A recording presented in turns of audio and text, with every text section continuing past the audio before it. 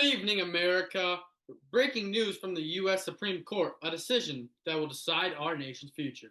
I'm Grant Jennings, and tonight I'm covering the infamous case Plessy versus Ferguson and the unforgettable ruling that impacted so much Brown versus Board of Education.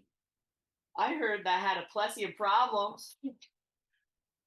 Come on, guys. Now we gotta clean that up. Let's go live with our field reporter for the story. Thanks, Grant. Let's go back to 1890 when Louisiana passed an act known as the Separate Car Act, requiring African Americans and Caucasian passengers to ride in different train cars. One man by the name of Homer Plessy agreed to challenge that law. He was arrested for sitting in a whites-only car and took his fight all the way to the Supreme Court. Plessy argued that segregation transgressed the 13th and 14th Amendments, but the state of Louisiana claimed it was fair, as long as the facilities were separate but equal. Let's send this to Kentucky, where reporter Myron Rinman is live with the person who set himself apart from the rest of the courtroom during this case.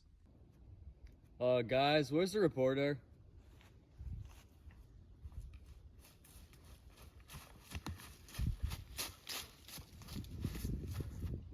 I'm homeless reporter Myron Rinnan, and I'm here with the Justice John Marshall Harlan, the only Supreme Court justice who disagreed with the ruling. Mr.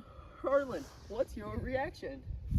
I strongly disagree with the other justices on this. Our Constitution is colorblind and does not endure classes among citizens.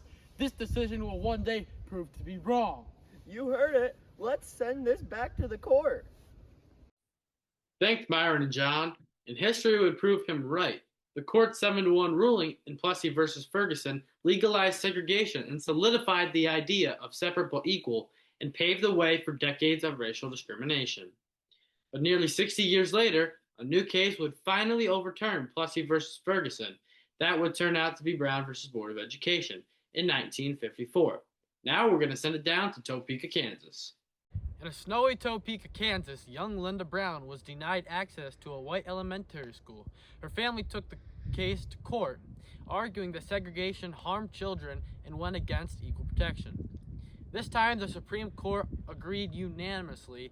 Chief Justice Earl Warren declared separate education facilities were inherently unequal. That ruling ended legal segregation in public schools and overturned the Plessy versus Ferguson once and for all. The Plessy versus Ferguson decision set back racial equality for decades, but then Brown versus Board of Education gave America a second chance.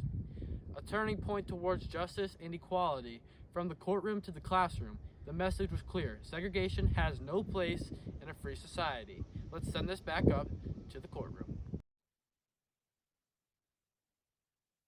Thanks, Grant Jennings. Back reporting live from the U.S. Supreme Court. Thank you for tuning in to this news report on the court cases that changed the future perspective of this nation. I'm Grant, signing out for now. See you next time. Peace out, Girl Scouts.